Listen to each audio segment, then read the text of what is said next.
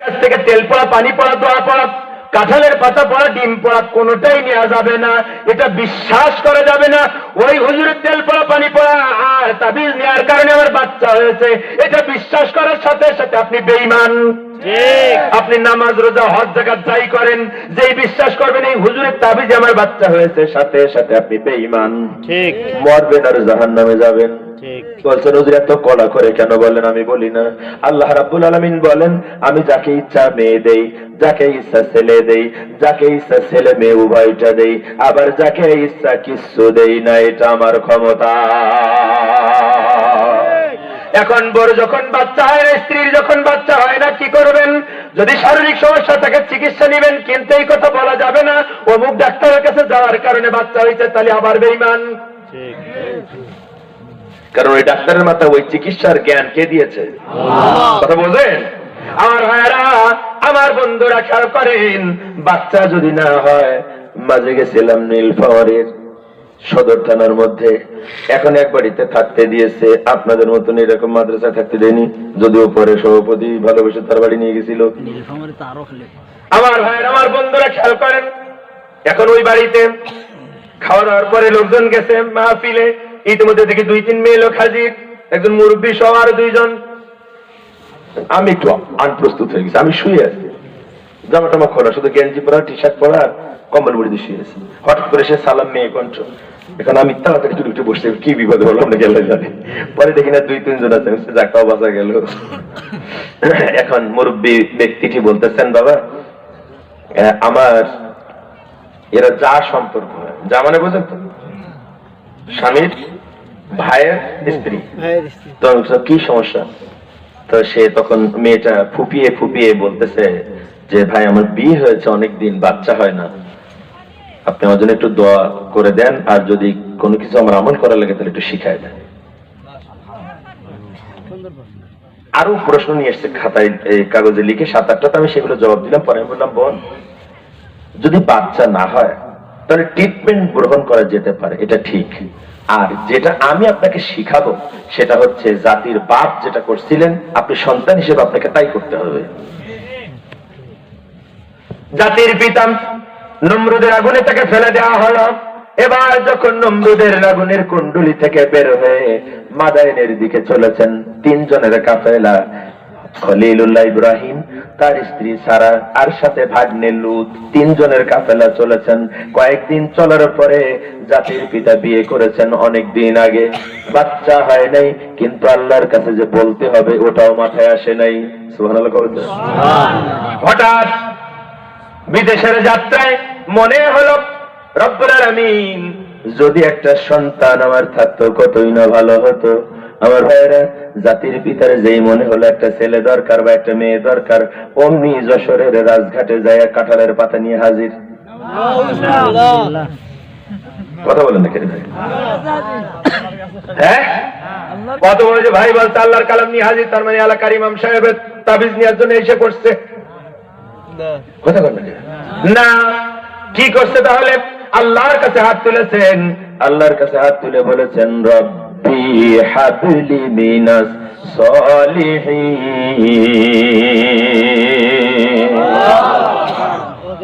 সূরা সাফফাত, ইয়াসিনের পরের সূরা, ওই সূরার 101 নম্বর আয়াত, আল্লাহ রাব্বুল আলামিন ওই ঘটনাটা স্পষ্ট করে বলেছেন, কোরবানির ঘটনা। জাতির পিতা বললেন, রব্বুল আলামিন তুমি আমার একটা নেক সন্তান দান করো, ছেলেও চায় না, মেয়েও চায় না, ওই জন্য নেক সন্তান হয়। আর আপনি যখন স্ত্রীর গর্ভে সন্তান আসে তখন স্ত্রীও চায় আল্লাহ একটা ছেলে দিও, একটা ছেলে দিও, আপনিও বলেন আল্লাহ একটা ছেলে দিও, একটা ছেলে দিও। ছেলে আল্লাহ দেয়, কয়েকদিন পরে গাঁজাখোর হয়, মদখোর হয়, তারপরে যখন বয়স 22-23 হয় তখন আপনার লাথি মেরে বাড়ি থেকে বের করে দেয়, কারণ আপনি তো ছেলে চাইছিলেন। চাওয়াটা শিখতে হবে, চাইতে হবে আল্লাহ নেক সন্তান দাও, ছেলে না মেয়ে বলার দরকার নেই, কারণ সিদ্ধান্ত কার? চাইতে হবে কি? কি সন্তান? আপনি যদি নেক সন্তান চাইতেন তাহলে বুড়ো বয়সে আজকে বউরে নিয়ে প্যারালাইজড হয়ে প্রস্তাবের ভিতরে, পায়খানার ভিতরে পড়ে থাকা লাগতো না। আজ পর্যন্ত দেখছেন কোন আলেমের বাপ প্রস্তাব পায়খানার মধ্যে পড়ে থাকে দেখছেন? না না, ও নিজে হাতের দিনই অন্তত 5 বার যায় পরিষ্কার করে। ঠিক। আমার ভাইয়ের, আমার বন্ধুরা খেয়াল করেন, আল্লাহ জাতির পিতা বলছে রব্বি হাবলি মিনাস সালিহিন, ও আমার রব আমার একটা নেক সন্তান দান করে দাও। আল্লাহ রাব্বুল আলামিন বললেন ফাবাশশারনাহু বিগুলামিন হালিম। আল্লাহু আকবার। তোমাকে একটা ধৈর্যশীল পুত্র সন্তানের সুসংবাদ দিলাম। সুবহানাল্লাহ। আমার ভাই এখানে কোনো বাইপাস আছে, আমি এটা দিয়ে শেষ করবো আজকের আলোচনা। খেয়াল করেন, জাতির পিতা বললেন রব্বি হাবলি মিনাস সালিহিন, আল্লাহ রাব্বুল আলামিন তুমি আমাকে একটা নেক সন্তান দাও। পরের আয়াতটাই হচ্ছে আল্লাহ বললেন ফাবাশশারনাহু বিগুলামিন হালিম, আমি তোমাকে একটা ধৈর্যশীল পুত্র সন্তানের সুসংবাদ দিলাম। আচ্ছা বলেন তো, এই যে আয়াত তাতে কি বোঝা যায়? আল্লাহর খলিল ইব্রাহিম আলাইহিস সালাম চাইলেন, সাথে সাথে আল্লাহ, তাই বোঝা যায় না আয়াতে? না, ঘটনা ওরকম না। ঘটনা এখানে মাঝখানে ফাঁক হচ্ছে প্রায় 40 বছর। সুবহানাল্লাহ বলেন না? সুবহানাল্লাহ। ওই যে সন্তান দরকার, আল্লাহর কাছে একদিন চাইয়াছি রব্বুল আলামিন রব্বি হাবলি মিনাস সালিহিন, আর বাড়াবাড়ি নেই, প্রেশানি নাই। 40 বছর চলে গেছে, বয়স এখন 80 বছর। এবার হযরত জিবরাইল এর আগে বহুবার এসেছেন, কিন্তু এই খবর নিয়ে আসেন নাই। চাইছেন 40 বছর আগে, 40 বছর পরে জিবরাইল আমিন এসে এখন বলতেছেন আল্লাহর খলিল গো, আল্লাহ আপনাকে সুসংবাদ দিয়েছেন ফাবাশশারনাহু বিগুলামিন হালিম। আল্লাহ আপনাকে একটা ধৈর্যশীল পুত্র সুসংবাদ দেয়। আপনারা তো সুবহানাল্লাহ কইলেন, জাতির পিতা বলে নাই। জাতির পিতা বললেন ও জিবরাইল এটা কিভাবে সম্ভব? কারণ আমার বয়স 80 বছর, আমি তো বৃদ্ধ হয়ে গেছি, আমার স্ত্রী বন্ধা, কিভাবে হবে? বয়স কত? 80 চাইছে কত বছরে? মাঝখানে ফাঁক কত বছর? 40। আপনি যে দুদিন দোয়া করেই হুজুরে ফোন, হুজুর হুজুর কি দোয়া শিখালেন? 3 মাস দোয়া করতেছি, কোনো কাজ হয় না। কথা বলেন, কথা বলেন, মানে কি? আমার হাতে দেখছেন মানে আমারও আবার কি থাকা লাগবে নাকি? কোন খেলায় পড়ছি? আচ্ছা, জি জি জি, আমি জানি জানি জানি, বুঝে ফেলেছি ঘটনা কোন দিকে যাচ্ছে। আমার ভাইরা খেয়াল করেন, আলোচনাটা খুব মজার ছিল ভাই। বলেন বলেন। কিন্তু অলরেডি আমার আলোচনা 1.5 ঘন্টার উপরে চলে গেছে। 11:30 উঠেছিলেন না? 11:15 উঠেছিলেন না? হ্যাঁ, 11:15 উঠেছিলেন, তার মানে 11:45 হয়ে গেছে। বৈধভাবে আর 15 মিনিটের পাওনাদার আপনারা। আমি 2 ঘন্টা করে আলোচনা করি, 15 মিনিট হলে যথেষ্ট তো? তাহলে মনোযোগ করবে ভাই, কারণ আমাদের যদি 15 মিনিট আলোচনা করতে তাহলে তো 2 ঘন্টা শেষ। আমার বন্ধুরা খেয়াল করেন, আল্লাহ রাব্বুল আলামিন শিখাইলেন আমার বান্দা, আপনার বাপের দিয়ে আপনার আল্লাহ আপনারে শিখায়, ও বান্দা আমি তোর স্রষ্টা, আমি সৃষ্টিকর্তা হিসাবে তোর রব। বাচ্চা যদি সারা জীবনও না হয়, কোন ফকির, কোন পীর, কোন কবিরাজের কাছে যাস না রে বান্দা, আমার কাছে ধর্ণা দে। তোর কপালে যদি থাকে, আমি আল্লাহ দেওয়ার ক্ষমতা রাখি। তাহলে প্রথম খালিক, সৃষ্টিকর্তা হিসাবে কে আমাদের রব? আল্লাহ। মনে থাকবে? বাচ্চা যদি সারা জীবনও না হয়, কোন ফকির, কোন ল্যাংচা পীর, কোন ভণ্ড পীরের কাছে যাওয়া যাবে না। ও যতই কোরআনের আয়াত দিয়ে তাবিজ লিখুক, যাওয়া যাবে এলাকার হুজুরও বলছি এই সর্বনেশীর কি করতে নিলাম, যাই তাবিজ পুরি 501 টাকা করে পাতাম, সাথে কিছু হ্যাঁ সেটাও বন্ধ হয়ে গেল। ওর দাওয়াত করিল কিনা? এখন মাসুদ ভাই খুঁজে বলবে, এই দুনিয়ার আর হুজুর ছিল না, আমাদের ব্যবসা বাড়ি খেলে বড় নিয়ে আসছিস কেন? আমার ভাইয়ের, আপনার কষ্ট দেওয়ার জন্য, ক্ষতি করার জন্য বলি নাই, বরং আপনার জান্নাতে যাওয়ার জন্য প্রথম যেই শর্ত সেটা হচ্ছে সৃষ্টিকর্তা হিসেবে আল্লাহর রব মানা লাগবে।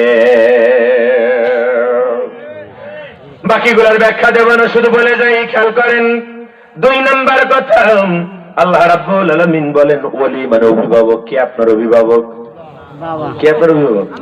ও তো আমার সামনে বলতেছেন। বাড়ি গেলে অভিভাবক হয় আপনার শাশুড়ি অথবা আপনার কুটুমের বউ, যা বলে তাই। ঠিক যদি কুটুমের বউ বলে দূরে ভাই বাপের সংসারে এখন আর থাকা যাবে না, যা আয় করেন তা আপনার ছেলেপিলের জন্য সঞ্চয় করবেন। কখন সত্য ভাই বোনের বাপ মারে দিয়ে খাওয়াইলেন, যেহেতু শালার বউ বলছে পরের দিন বউ নিয়ে ভালো ঘর ছাইড়া বস্তিতে যায়, বস্তিতে যায় ওই টিনের ছাবড়ার ভিতরে থাকে, রিক্সা চালায় খায়, কিন্তু বাপ মার সাথে থাকে না, কারণ ওর অভিভাবক হয়েছে এখন শালার বউ। ঠিক নাউজুবিল্লাহ, আমার সামনে না, বাড়ি যাইয়া বাপ মার সামনে বইলো ঠিক এই কাম করছো কিনা। আবার কিছু লোক আছে বলে না আমার অভিভাবক হচ্ছে আমার নেতা, ঠিক কথা বলেন দেখে। ঠিক আর কিছু লোক আছে বলে না আমার অভিভাবক হচ্ছে আমার শায়েখ। ঠিক আবার কিছু লোক আছে না বলে আমার অভিভাবক হচ্ছে আমার পীর। কথা বলুন না কেন ভাই? ঠিক আছে না নাই? আছে অথচ আল্লাহ রাব্বুল আলামিন বলেন লাহুম দারুস সালাম ইনদা রাব্বিহিম ওয়া হুয়া ওয়ালিয়ুহুম বিমা কানু ইয়ামালুন। কোরআনুল কারীমের 6 নম্বর সূরা, সূরা আল আনামের 127 নম্বর আয়াতে আল্লাহ বলেন তাদের জন্য রয়েছে তাদের রবের কাছে শান্তির আবাস, যারা তার রবকে ওলি হিসেবে গ্রহণ করেছে, আর যারা তার রবকে ওলি হিসেবে অভিভাবক হিসেবে গ্রহণ করেছে ওরা সঠিক কাজ করেছে। কার কথা? আল্লাহর কথা তাহলে কি অভিভাবক? 3 নম্বরে রাজ্জাক, রিজিক দাতা কিরা? আল্লাহ চেয়ারম্যান, মেম্বার, না দলের নেতা। না না মানে কি? টিসিবির কার্ড যখন হয় না তখন তো এলাকায় আপনার জ্বালায় আমার নামে হইল না, হ্যাঁ তুই এখানে খাবার মুখে আমার ঘরে নেই, এঙ্কা করলে হবে মানে এঙ্কা করলে হবে না নে? আমার ভাইয়ের আমার বন্ধুরা যখন বিজিএফ এর কাজ, এখন তো বিজিএফ নেই এখন VWC হয়েছে, আমার ভাইয়ের আমার বন্ধুরা 40 কেজির 30 কেজির কার্ড যখন আসে তখন আপনি আর আমি যাই মেম্বারে বলি মেম্বার এই কার্ডটা যদি আমার নামে না হয় তাহলে আমার ছেলেপিলে না খাই মরে যাবে। আউযুবিল্লাহ নাউযুবিল্লাহ আমার সাথে বলার দরকার নেই, বলে না এটা কোন ঠিক বলে না বলে নেতাজি 10,000 টাকা না নিলে আমার ছেলে বিনি চিকিৎসায় মরে যাবে, কথা কয় না? ঠিক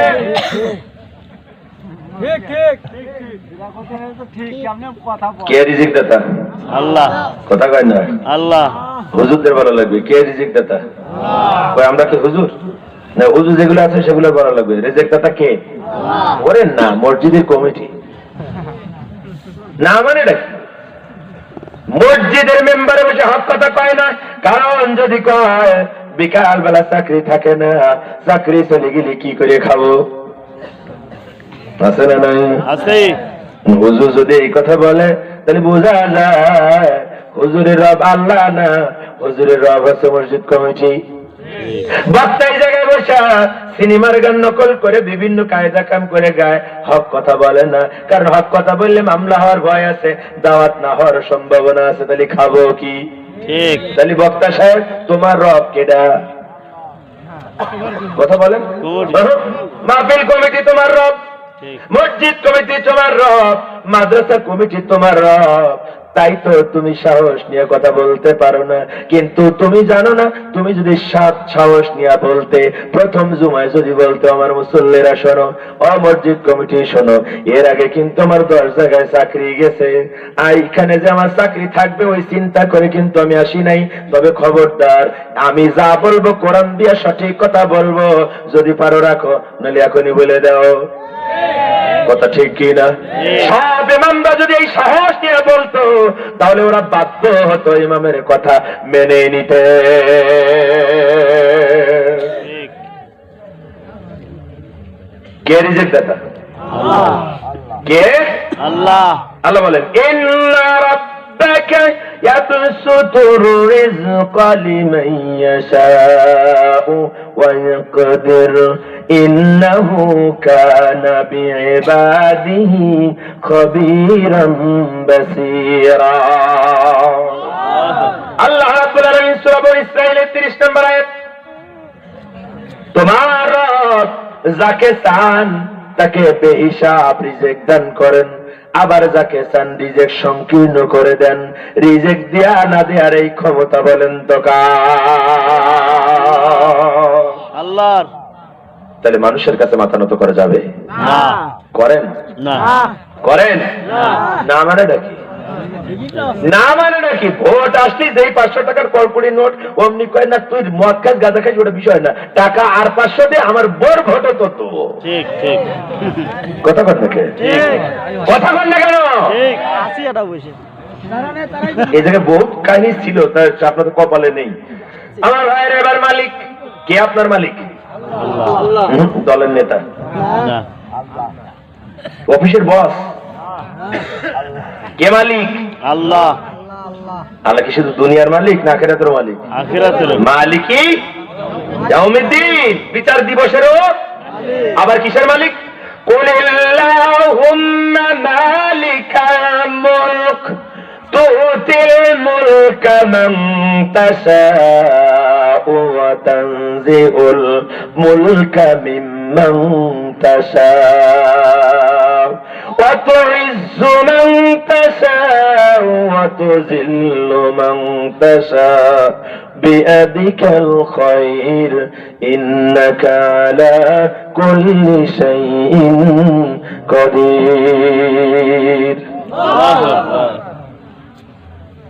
আপনারা উঠলেন কেন? 8-10 জন। আমারও সাপ আসান চলে যাচ্ছে।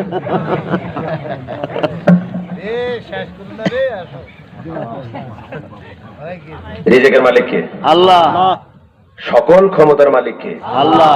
ক্ষমতা দেওয়ার মালিক কে? আল্লাহ। ক্ষমতা কেড়ে নেওয়ার মালিক কে? আল্লাহ। ইজ্জত দেওয়ার মালিক কে? আল্লাহ। ইজ্জত কেড়ে নেওয়ার মালিক কে? আল্লাহ। সকল ক্ষমতা কার হাতে? আল্লাহর হাতে। সূরা আলে ইমরান আয়াত নম্বর 26। মনে থাকবে কথা? শেষ করে দেই। 5 নম্বর হাকিম। হাকিম মানে বিচারক। কে আমাদের বিচারক? আল্লাহ। ওরে না, সাইফুদ্দিন মানিক হচ্ছে বিচারক, যার কল্লার পাতায় সবাই তুলে মেয়েছি। আল্লামা সাইদের ফাঁসির রায় লিখছিল যে বেয়াদ। বিচারক কে? আল্লাহ। বিচার করতে গেলে আইন লাগে কিনা? আগে তো আইন করা লাগবে যে খবরদার যদি তুমি এই লোকটাকে অন্যায়ভাবে হত্যা করো তাহলে বাংলাদেশের আইনে 302 ধারা মতে তোমাকেও হত্যা করা হবে, ফাঁসিতে ঝুলাইয়া। ঠিক। এই আইনটাকে করা লাগবে, তারপরে বলা লাগবে যে যদি এই অপরাধ করো তাহলে এই শাস্তি। এরপরে যদি এই আইন উনি না মেনে যদি হত্যা করে তাহলে বিচারক ওই আইনের বলে ওনাকে মৃত্যুদণ্ড দেবে। তার মানে বিচার করার আগে আইন করা দরকার। আল্লাহ শব্দ চয়ন দেখেন, আল্লাহ কয় আমি হাকিম হিসেবে তোমাদের রব। তার মানে হচ্ছে আমি তোমাদের আগে আইন দিয়েছি, বিধান দিয়েছি, শাসন দিয়েছি, তোমাদের আমি নিয়ম নীতিমালা দিয়েছি। যদি নিয়ম নীতিমালা লঙ্ঘন করো তাহলে কিয়ামতের দিন আমি বিচারক হিসেবে তোমার বিচার করব। ঠিক। আল্লাহ আল্লাহুল খলক ওয়াল আম, সৃষ্টি যেহেতু আমার, আইন চলবে কার? আল্লাহ। কার কথা? আল্লাহর কথা। যেমন আপনি বললেন সমস্যা নেই, আমরা তো মদিনার সনদ দিয়ে চালাবো, অসুবিধা নেই। ডেলি রাত্রি 70-80 রাকাত তাহাজ্জুদ পড়ি, সকালবেলা কোরআন তেলাওয়াত না করে বের হই না, কিন্তু কোরআন শরীফ খুঁজে পাওয়া যায় না। ঠিক। এখন আমার ভাইরা আপনি বললেন যে আমরা তো মদিনার সনদ দিয়ে চালাবো, সাথে যদি একটু বাপের আইন দিয়ে চালাই, সাথে যদি একটু স্বামীর আইন দিয়ে চালাই, তাহলে কোনো অসুবিধা আছে কিনা? আমার রব্বুল আলামিন বলেন ইনিল হুকুমু ইন্না লিল্লাহ। আমার আইন ছাড়া অন্য কারো আইন চলতে পারবে না, পারবে না, পারবে না। কার কথা? আল্লাহর। অতএব আপনি যদি বলেন আমি রবের স্বীকৃত উপরে টিকে থাকতে চাই, তাহলে লাস্ট পয়েন্টে এসে কথা হচ্ছে আপনি কারো আইন মানতে পারবেন না, মানুষের তৈরি করে কোনো আইনের কাছে মাথা নত করতে পারবেন না। যে দল আপনাকে মানুষের তৈরি করে আইনের দিকে ডাকে ওই দল করতে পারবেন না, ওই নেতার অনুসরণ করতে পারবেন না, ওই দলের কর্মী হতে পারবেন না, তাহলে রবের স্বীকৃতির উপরে টিকে থাকতে পারবেন না, পারবেন না। আর না পারলে জাহান্নামে যাওয়া লাগবে। সংসদে আলো। সংসদে জানো ইসলামের শত্রুরা হুঁশিয়ার সাবধান আল্লাহু তাকবীর আল্লাহু আকবার আমার ভাইয়ের আমার বন্ধুরা না চা দেওয়া লাগবে না পয়লা একবার দিচ্ছে উতি আলহামদুলিল্লাহ আলহামদুলিল্লাহ দিয়ে একবার পয়লা দিচ্ছে ওটাই তো আমার কপাল আমার ভাইয়ের আমার বন্ধুরা আলোচনা শেষ এখন উপসংহার বলতেছি খেয়াল করেন প্রায় না পুরো 2 ঘন্টা আলোচনা 2 ঘন্টা আলোচনা আপনার বাড়িতে যাবেন আমি 2 মিনিটে মুখস্থ করাই দিচ্ছি খেয়াল করেন আমরা 41 নম্বর সূরা হামিম সেজদার 30, 31 আর 32 নম্বরে আলোচনা করেছি। আলোচনার মূল বিষয় ছিল 2টা, একটা হচ্ছে আল্লাহকে রব বলে স্বীকার করা লাগবে, আর একটা হচ্ছে ওই স্বীকৃতির উপরে টিকে থাকা লাগবে। আমরা রব চিনেছি কিনা? কি আমাদের রব? আল্লাহ রব হওয়ার জন্য শর্ত 7টা। যিনি আমাকে সৃষ্টি করেছেন, হেদায়েতের পথ দেখাইছেন, ক্ষুধার্ত হলে খাওয়ান, পিপাসিত হলে পান করান, রোগাক্রান্ত হলে সুস্থ করে দেন, আমাকে মৃত্যু দিবেন আবার জীবন দিবেন, ওই 7 গুণ আছে যার, তিনি আমার রব। আর এটা আল্লাহ ছাড়া যেটি গুণ কারো নেই, সেজন্য আল্লাহ আমার রব। এরপরে রবের স্বীকৃতির উপর টিকে থাকা লাগবে। রবের স্বীকৃতির উপরে টিকে থাকা লাগবে। তার আগে কথা না, এটা বলে নি, তারপরে বলি। রবের স্বীকৃতির উপরে টিকে থাকা লাগবে।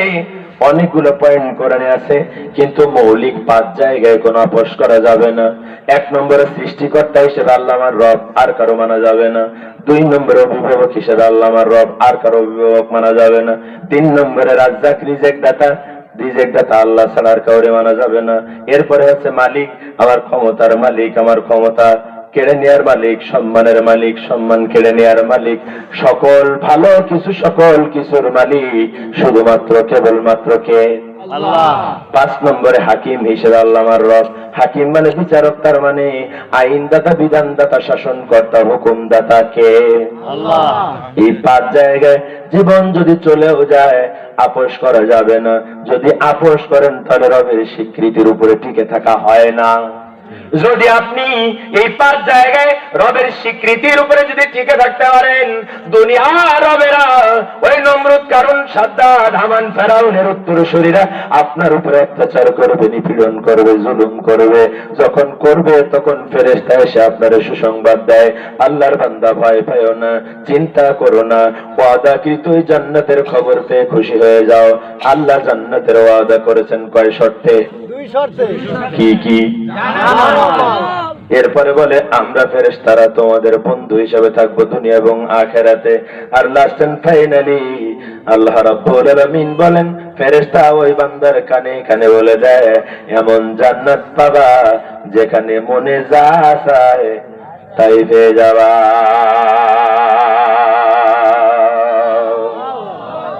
আল্লাহু তাকবীর। এটাই হচ্ছে আজকের আলোচনা। মনে থাকবে কথা? মনে থাকবে কথা? তাহলে আল্লাহ ছাড়া আর কাউরে রব মানি। কে কি কয় টাকা দিয়েছে যেন বলে, আর কেউ দিবেন? প্রধান বক্তার হাতে নাকি দেওয়ার জন্য আপনারা সবাই রেডি হয়ে আছেন নাকি শুনলাম। তো আমি মাদ্রাসার জন্য দান চাই। এটা হচ্ছে